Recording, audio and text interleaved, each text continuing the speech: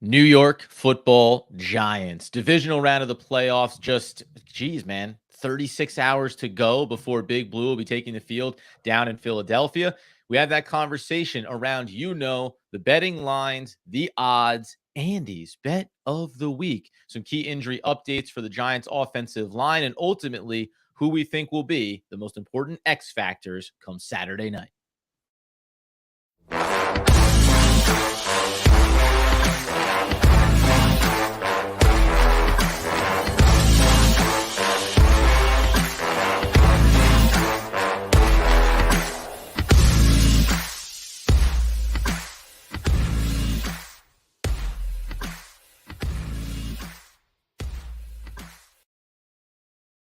Yes, my friends, it's OGP, the One Giant Podcast, where we are your host. Over here, Adam Armbrecht. Over there, Andrew Makowitz. And yes, we are both healthy, wealthy, and wise, sir. Well, I'm trying to get into game form, Adam. This morning I woke up with a little bit of a cough, and I really got to get it together because I accidentally took NyQuil instead of DayQuil this morning. Let me just tell you, it completely ruins your day. My morning has been a disaster so far. I'm hoping that this episode gets me back on track. So, if somewhere along the way, not unlike yesterday's episode, where all of a sudden Andy just had a little bit of a reboot in his brain, there's a chance that you just kind of slowly lean forward and just into the microphone and then come back into it. So good. We'll keep an eye on that. Always fun. Doing the thing over on YouTube here as well for everybody. We're gonna have all the episodes that we've done for the last 3 games because they were all so focused on this. If you're on the podcast feed, defense versus offense, offense versus defense, and then today's episode, they're all going to be out there together for you. So if you're driving around, if you're trying to drown out some type of annoying boss or something, feel free, pop it on and listen to all of our breakdowns leading up to this one. But before we jump into, man, I'm itching to get to my parlay for this game, Andy. But before we do, injury updates, obviously, for one Evan Neal and that ankle, apparently. Yeah, Evan Neal popped up on the injury report randomly on Wednesday with an ankle injury. It's always concerning. Anytime midweek somebody comes on the injury report and wasn't there at the beginning. The good news is the final one of the final injury reports that came out Thursday came back and actually removed Evan Neal from it. So I don't know what they were really doing with that. But for the Giants, the big question mark, Azeez Ojulari is the only Giant that is questionable. He's questionable with a quad injury. As we know, he kind of got a knee to the quad. It's like a dead leg type situation for him. He's been, limited in practice, trying to do his best. I'm expecting to see him out there, but it does sound like it's a coin flip. On the Philadelphia side, they've kind of cleared out their injury report. The only person that's out is Avonte Maddox, the cornerback with a toe injury. They went and traded for CJ Gardner-Johnson during the season. Obviously, he's going to step into that role, so they're not losing too much there. But both teams are relatively healthy coming into this game. And, obviously it feels like the Azeez Ojulari question mark lingers over the Giants all season long. Anything to take away from teams most likely being pretty healthy? No, I mean, I think, my takeaway is like there's no excuses, right? I mean, if you think about who the Eagles have been this year and the Giants' journey and what they've done, we understand for the most part, people are going to look at it. I've been surprised from a national narrative standpoint. I think there's been, hey, but now you're at the point where the Eagles, they clean their act up and they move on to be playing in a game to go on to the championship, obviously. But that the Giants have accomplished something to this point. I like not having any excuses around it, right? Like, hey, we're mostly healthy. Yes. Azeez Ojulari, would you love to have him out there? Of course you would. But whether or not he plays full bore or not, he's been up and down and in and out of this lineup all season long. So then it comes down to the other players there inside of that, linebacking edge core there. That group of players are going to step up. Like, that's all there is to it. And I'm not going to sit here and tell you, I mean, it's hard because I think if Azeez plays, it's a big impact on trying to help against that very strong offensive front for the Eagles. But I'm not going to sit here and tell you that it hinges on him playing, right? The Giants winning or losing is not just about Azeez Ojulari. I think in a lot of ways, and you've heard Eagles guys talk about it like this too, it's the total team. I think I hate to do this. The Eagles have kind of had this mentality. Their coach is a very play for the man next to you in the trenches, everyone all pulling in the same direction. This is always an easy team to hate because it's the Eagles, but there's a lot of players on that roster and personalities that are easy to like from an NFL standpoint. So I got nothing for you, man, from the injuries. All right. Well, I mean, that means we're ready to go. We're firing on all cylinders. Where do you want to go on this one, Adam? Do we want to talk betting lines? Do we want to talk bets of the week? Do we want to go predictions? I'll let you drive this one. This is a big one. Divisional round, Giants in the playoffs. Okay, just tell everybody the over/under and tell them the betting line on this game as it stands on Friday midday, and then we'll go into our bets and Andy's bet of the week because I'm itching, dude. I think I've got a juicy one for the fans. Yeah, so the spread on the game is the Giants getting 7.5. So the Giants are getting just over a touchdown in this game, and the over under the total in the game is 48.5. Do either of those numbers stick out to you in any way, Adam? Yes. So the 7.5, we know neutral site. Then we're talking about this being a 2-score game because we're down in Philly, right? So you're getting an extra 3 there being at home. I guess that would reduce it down then, right? Neutral site would be 4.5. So that's not terrible when you think about it. Neutral site, you actually feel better about it. I had to do the math in my head there for a second. Which I think is right. Like I would have been shocked if the Eagles weren't favored by a touchdown at home, obviously, or a little bit more. The over under at 48.5 is interesting because we had this happen with the Vikings game too. You went, I think, 24-20 in that game, Giants. I went 31 or 27-24 Giants in that game. Ended up being a little bit higher. But that 48 has me, where's the betting money going right now? Because it has me concerned about whether or not Vegas thinks this could be one where the Eagles get away from the Giants. Yeah, I mean, that's a great question. Obviously they have that number up there because of the potent offense of the Eagles. I will tell you that the line opened at 47.5 in Vegas, so it has moved up a total point. What's interesting is the betting money, 66% of all wagers are being put on the Giants right now. Now, we all know that wait until Saturday afternoon at about 5 or 6 o'clock, and you'll Right. see where the sharps in Vegas are putting all their money. They like to lay in the weeds and lay low and let other people bet up the line, and then they go and they attack it. I'm curious to see if you see some late action, late movement come Saturday, right as you're sitting down for dinner time. You're like, whoa, why are the Giants getting 10.5 all of a sudden? Or why are the Giants at 5.5? It's the big bettors in Vegas are going to wait, and then they're going to pick their spot and choose. So you expected, yeah, to drop a little bit more here over the next like 24 hours, maybe get underneath the touchdown, and then we could see a big spike before game time. So, I mean, there's that piece of it. Now, when we talk about Andy's bet of the week and Adam's parlay, so I'll let you get to all of yours because you give people the nice, reasonable options. You've been having some success these last handful of weeks. Isaiah Hodgins has been a really nice one for you to run with. But I'm going to tell you something, man, and this doesn't really give you anything into where I think the game's going to go or prediction, short of saying I think that Jalen Hurts is going to have a solid game against the Giants defense. I think there's going to be opportunities, man. When I talk about laying out, let me just go ahead and add them up for you. I've got let's see, it's a 2, it's a 4, I don't know, maybe it's a 7 leg parlay. And you say, oh my God, Adam, again, with these too many legs, it's insane. However, do you like the idea of Saquon Barkley scoring an anytime touchdown? You do. Do you like the over for 48.5 on Dallas Goedert receiving yards? I think that's pretty reasonable. If we believe the Giants can stymie some things, maybe they have to kind of take what they can get with Goddard. That might be a little bit of a risky one. Over 49.5 rushing yards for Jalen Hurts.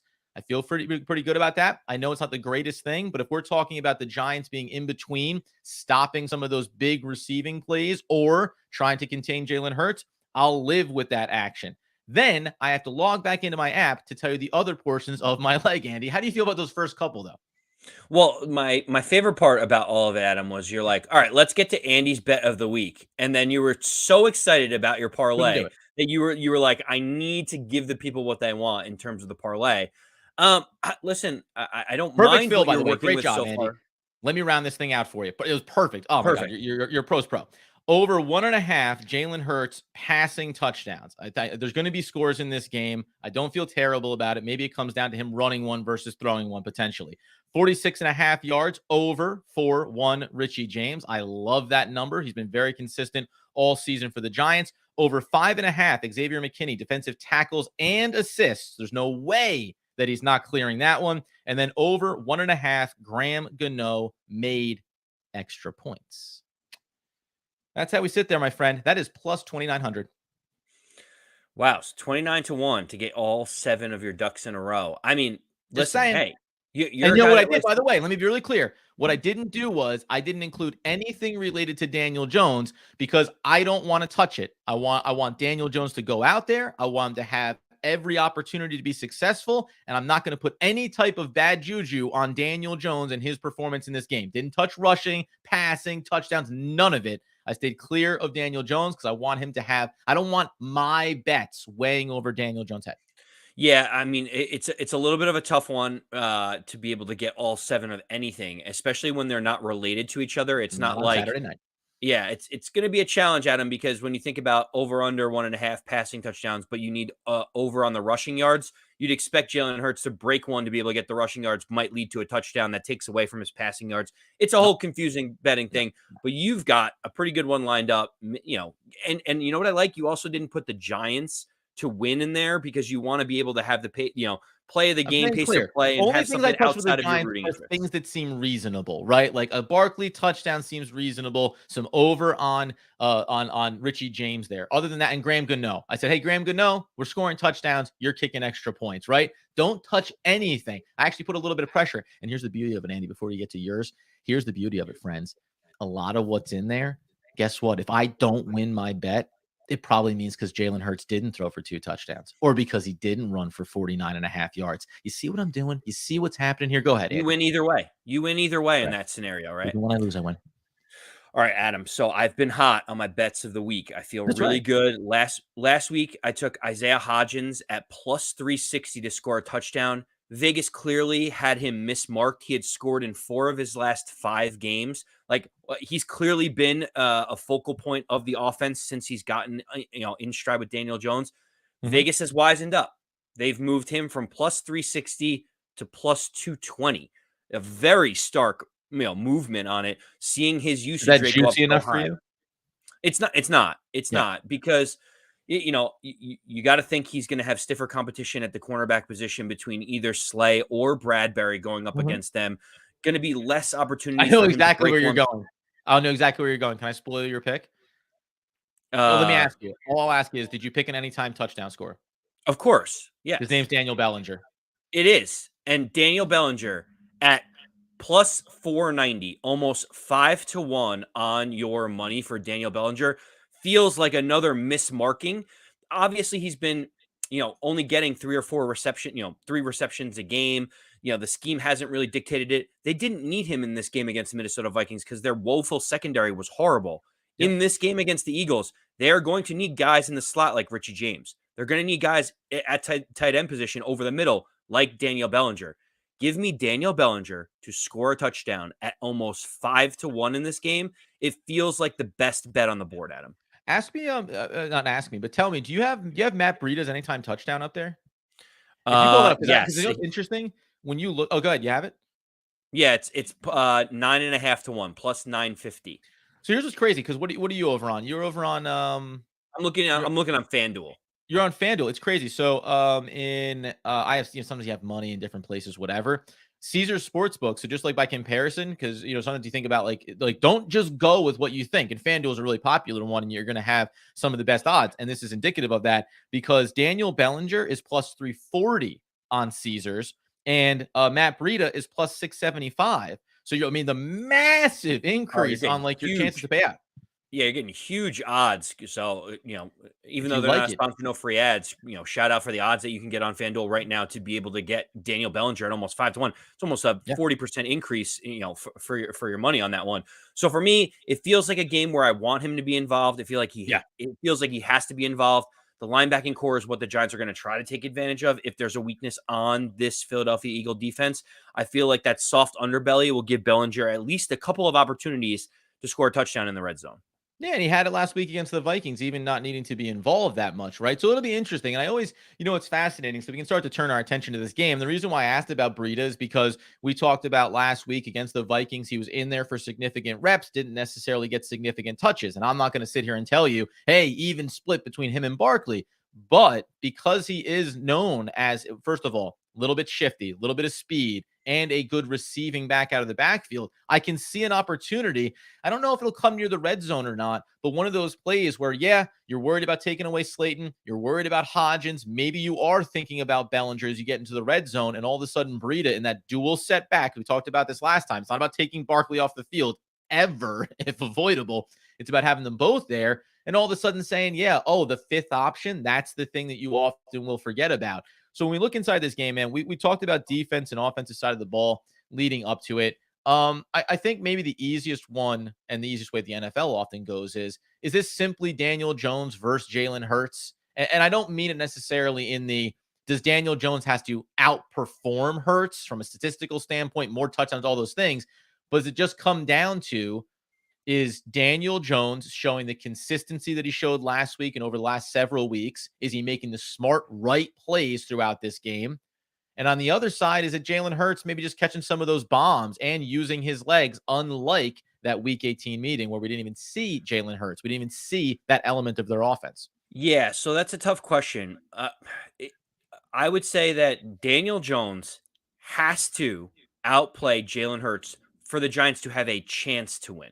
Like Yeah, I that's a don't good way to think put that it. if Daniel Jones outplays Jalen Hurts, that means the Giants win the game because look at the complementary pieces that Jalen Hurts has around him across the entire field, right? You would argue the offensive line for the Eagles is better than the Giants. You would argue that their wide receiving core is far better I than wouldn't even what the argue. I would Giants just has. say it. Yeah, I mean, hey, you would also argue that the defense as a whole for the Philadelphia Eagles is better than the Giants, and the stats bear that out. Yep. So Jalen Hurts has a better defense, a better offensive line, and better wide receivers. He doesn't have to do as much. It doesn't really ride on his shoulders. Daniel Jones is going to have to do more, and if he doesn't have better stat lines or better play than Jalen Hurts, then the Giants are going to be in a really tough spot. It would take a Herculean effort from someone like Saquon Barkley or Thibodeau or someone else to really change it if Daniel Jones doesn't beat out Jalen Hurts in this one. Okay, so let's duplicate Daniel Jones stat line from the Vikings, right? Let's say that he goes out and he runs for 70 and he throws, gives you almost 350, 400 all-purpose yards on the field. That makes it a fight. That puts you in the game, right? Can you do both things? Can Saquon Barkley have a monster Herculean day and Daniel Jones also play to that level? And that's not even, it's not about not like, it sounds like I'm asking questions about can these guys actually do it? I know they both can, but from a game script standpoint, I think it's hard to do both things. And last week against the Vikings, for Saquon, it was maximum value on minimal touches, right? And I find it harder to see that being the case in this game against this defense as opposed to Minnesota. And then all of a sudden you're talking about, well, I need 5 or 6 or 7 more, 8 more carries for Saquon Barkley to get value out of it, as opposed to just getting those home run hits and then letting Daniel Jones work the short game and find some of those intermediate successes. Well, it's interesting that you say that, Adam, because if there's a weakness in the Philadelphia Eagles, it is their rushing defense. I mean, they give up 4.6 yards per rush. That's 24th in the league, right? So like people Yep. are able to move the ball. They give up 121 rushing yards a game. That's 16th in the league. They're dead smack in the middle in terms of rushing defense. So that is the area that the Giants need to be able to win. They have to win in the run game. It's going to be some Saquon. It's going to be some Daniel Jones. That is clearly where the Giants are going to spend the majority of their time, is figuring out how to keep the Eagles offense off the field, exploiting the one weakness that they may have, if you call it a weakness, which is the run defense of the Eagles. I expect Saquon Barkley to have 18 carries in this game. Like he's going to have to be able to move the ball effectively. I expect Daniel Jones to have about 10 rushes. Like he's going to have to continue to have double digit rushes to keep them honest. It Yeah. feels like the Giants are going to look around in the trenches and say, we need to beat them because every time we drop back to pass, Hassan Reddick and Hargraves and everyone else is going to be pinning their ears back looking for Daniel Jones. We have to keep some of that pressure at bay. Yeah, it's interesting too. I was looking, they give up 8.1 yards per passing play defensively. And so, it's funny because I think you go back to last week and you think about Daniel Jones' performance, and a lot of it was going through his progressions and taking what is being given to him by the defense, right? Just taking the chunk yardage, moving the chains, and being incrementally successful, and then looking for some of those big hits from Barkley. In a lot of ways, we talked about this all year that like Saquon Barkley running for 4 yards is often like Daniel Jones throwing for 6, right? Like, so it's all relative in that sense. And what I wonder is, and somebody mentioned this in the comments from on one of our last videos, because I want to try to tie it all together to offensive strategy. Okay, more Saquon Barkley because that is an area of weakness. And there's going to be a massive risk reward when we talk about attacking the secondary of the Eagles. I think far higher risk of turnovers, right? Far higher risks of on 2nd and 8 or something, putting yourself in a 3rd and long and then making it really difficult. But knowing that Evan Neal popped up there for a second and knowing that it isn't going to be as simple as saying, well, we'll just run behind Andrew Thomas and they won't see that coming. Like, you're going to have to be versatile in the way you approach the running game. Are you concerned at all on 1st down, the way in which Kafka approaches calling this game? Because 1st down throws are risky if they're incomplete, because then you're in 2nd and 10. But 1st down runs for the Giants have been a little bit risk reward when it comes to sometimes Barkley getting hit behind the line, no fault of his own, but all of a sudden he gets hit for a 2 or 3 yard loss. And the thing the Giants can't afford to do is be playing behind the yardsticks in any consistent fashion in this game. Yeah, so it's not about being ultra conservative and saying let's just always run it on 1st down. In fact, the Giants using play action on 1st down, if you look at the advanced numbers, Adam, are significantly better when they do play action and they try to throw it on 1st down. So, Right. being able to That's what I mean. manufacture It's like some lean into it, right? right, exactly. And the other thing is like in today's NFL, you can accomplish short passes to kind of manipulate what the run game is supposed to do. Mhm. Like, hey, let's not get big contact. Let's take care of the football. Let's move the ball. Let's keep the clock going. Like, those are all things that the run game is supposed to do. A little bubble screen, a short slant, a quick out, 4, 5, 6, 7 yard routes can actually manipulate and almost replicate what the run game is supposed to do. I expect to see a lot of that. I expect to see a lot of RPOs for Daniel Jones. Like, make the decision. We trust you now. We saw what you did in the Vikings game. Be smart. We're going to make you make choices in this game. That's really ultimately where this is going to go. And yes, it's going to be tough for Evan Neal. He has obviously struggled. He's given up 7 sacks on the season. He gives up more pressures than I have seen in quite a while. It's going to take him time being a rookie, but you have to figure out ways to scheme away from that or to be able to, run the football towards him. Like, I'm just thinking you can't just have Daniel Jones sit back and hope that Isaiah Hodgins and Darius Slayton can beat man coverage and Daniel Jones can take shots down the No. field. That may happen once in a blue moon, but really the game plan has to be short routes, RPOs, Saquon Barkley, break one play and be the hero that we need you to be. It's interesting. Yeah, it's interesting. So before we'll give our official predictions here, we'll get out the door. There maybe we'll do some extra content tomorrow. I don't know, man. Sometimes I get all jacked up. Last week we did it with Big Dash Nose, man. We had him on. And it was great to connect with him and just have a conversation because I had too much energy pent up inside of me. Um, I will say the interesting thing to me is like you mentioned the RPOs and trying to find success offensively, throwing on early downs. I The RPOs are fascinating to me. If they work early, then it's a weapon. And if they don't, and if Philly is getting through that offensive front for the Giants, like, there's those plays where all of a sudden, whether it's Barkley or Daniel Jones really being under siege and whether you go run or you go pass in those option plays, it could really be disruptive on that side of the ball. And it's where I find myself wondering. We've seen this incremental kind of expansion of the playbook, things we had never had throughout the regular season, all of a sudden got put on display in the wild card week against the Vikings. I honestly wonder because one part of me is like, well, you got to make sure that you can protect and an extra guy to chip and help on Evan Neal's side.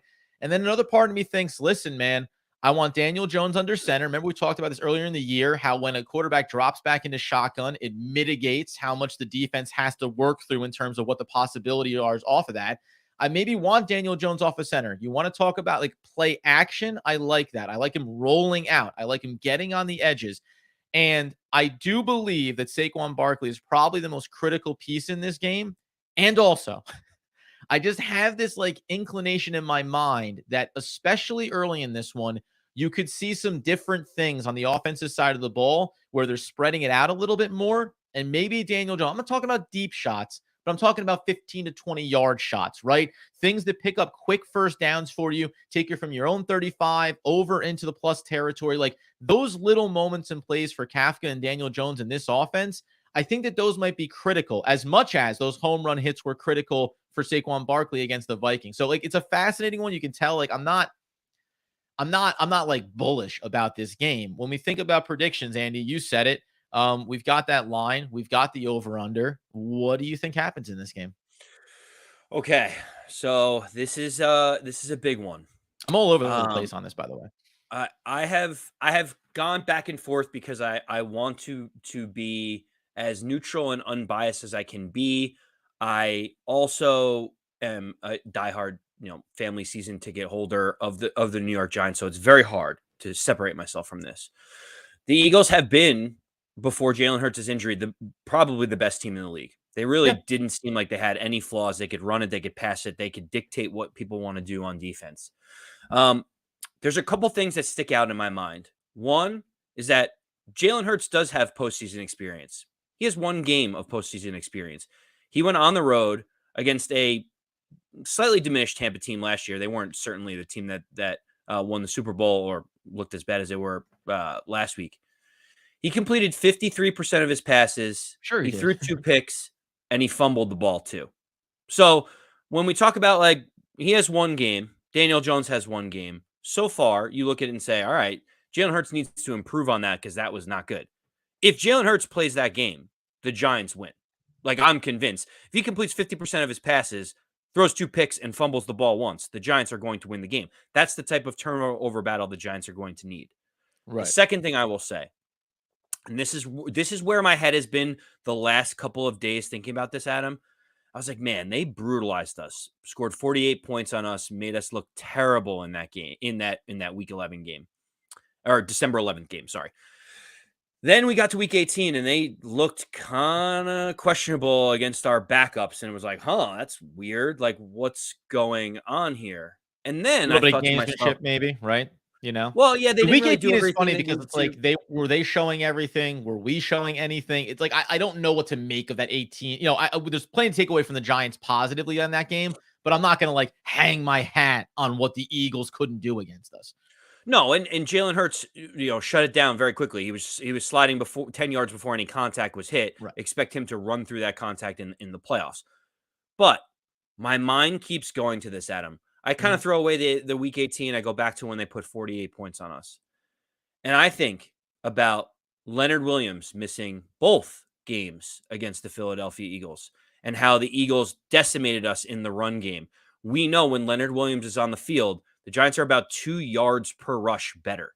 Like, Yeah, if you critical. need someone that has a big body that can take Jalen Hurts down if he gets his hands on him, I will offer you, Your Honor, Leonard Williams as the guy to be able to do that. The other thing I keep thinking about is that fourth down play where Julian Love comes over and tries to slap the ball away from Devonta Smith, Yep. goes for a touchdown, almost ended the game. Xavier McKinney didn't play in either of these games against the Philadelphia Eagles.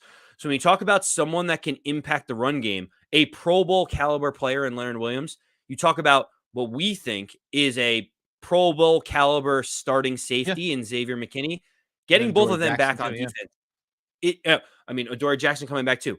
Yep. Massive help to this team. You think about all the reinforcements that have come in, and you think about the momentum that this team has. They You're really taking the do.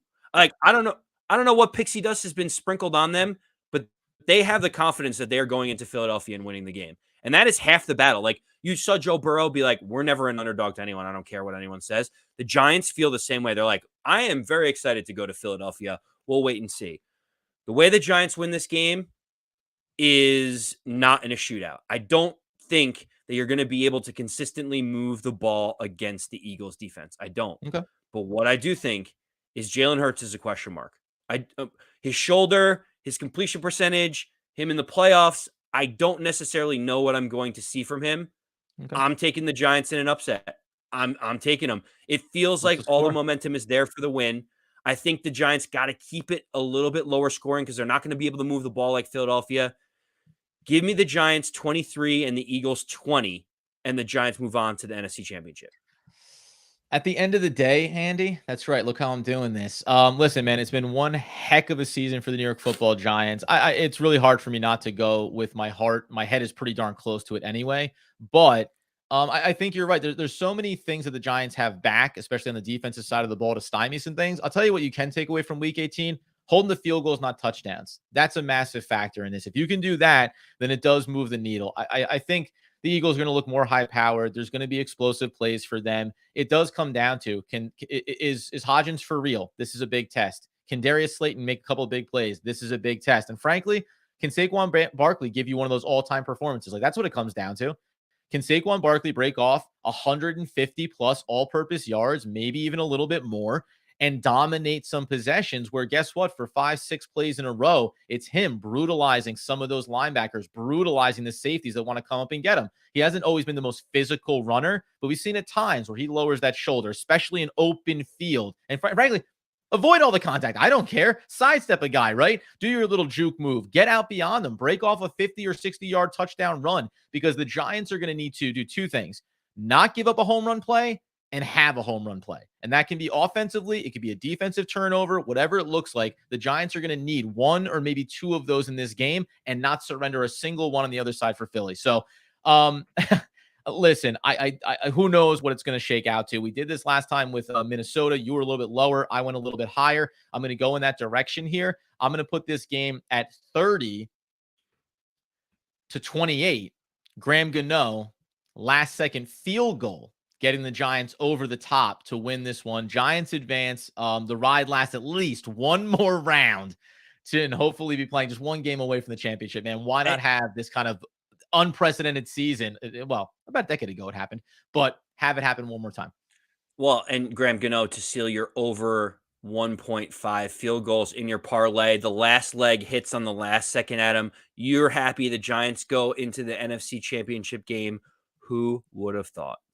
You better believe it, man. All right, you get over on YouTube. Again, maybe some bonus content coming. Check out the podcast feed. You'll get the offense versus defense, defense versus offense, and, of course, game predictions, the parlays, everything you heard here today. Until next time, though, as Andrew Makowitz would want, need, and nay on New York Football Giants playoff weekend, demand the people know.